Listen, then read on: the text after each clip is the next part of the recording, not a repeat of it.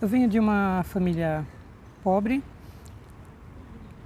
Comecei a trabalhar com 14 anos, em São Paulo, capital. Trabalhava de segunda a sexta, acordava muito cedo, pegava ônibus lotado, comia comida requentada, marmita. Meus pais não tinham condições de dar uma alimentação rica em nutrientes e, ao acordar cedo, algumas vezes a minha mãe ela causava um atraso porque a marmita não estava pronta. Quando minha mãe ela me acordava e ainda não havia feito a marmita, eu era arrogante com ela, porque iria me atrasar, isso me deixava irritado. E durante o dia eu ficava entristecido com as minhas ações. Sempre fui reflexivo. E meditava no fato de que ela havia me carregado no útero 9 meses, trocado as minhas fraldas, cuidado de mim, e que a minha atitude era muito inconsciente. Mas as condições não me permitiam encontrar solução. Quando ela me atrasava por algum outro motivo, eu era arrogante com ela novamente.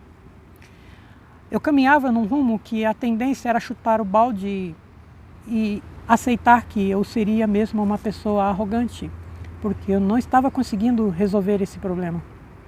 Eu não tinha visão de que poderia pedir auxílio para alguém sobre como melhorar o meu comportamento.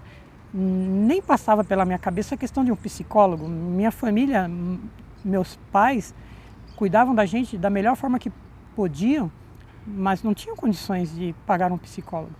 Trabalhava até meio-dia, almoçava comida requentada, saía no final da tarde, pegava ônibus muito lotado.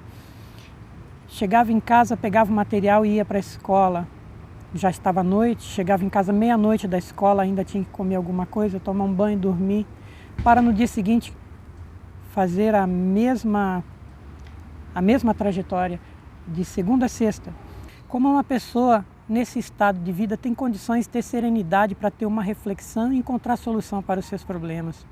Então, a pobreza ela vive circunstâncias que são propícias para o desenvolvimento de arrogâncias, de irritabilidade, de ignorâncias, muito sofrimento, doenças.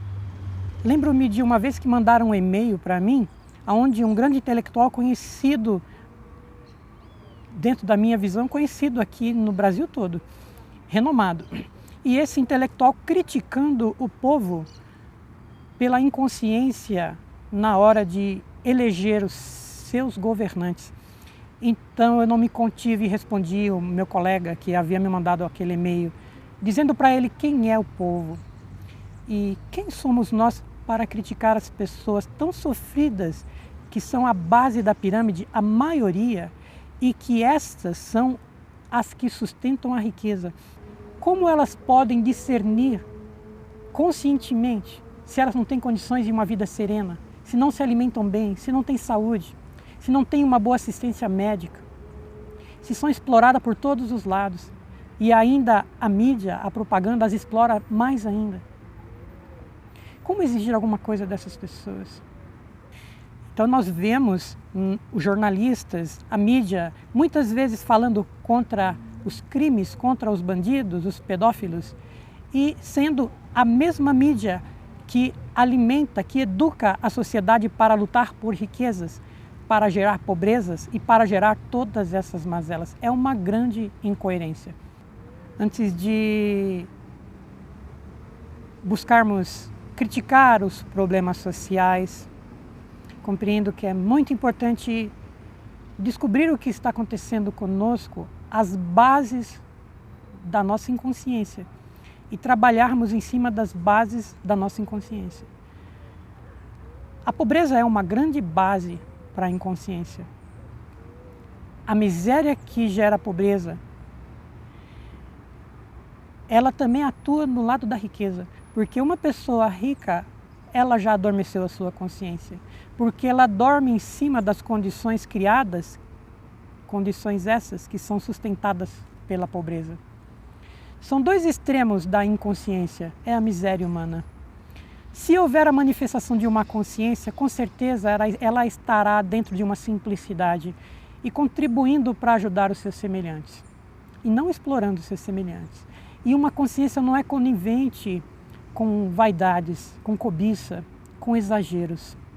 Quem são os que falam da pobreza e dos roubos, senão aqueles que contribuem direto ou indiretamente para que continuem havendo o surgimento de ladrões? Compreendo que é importante que reflitamos profundamente sobre a sociedade que nós criamos.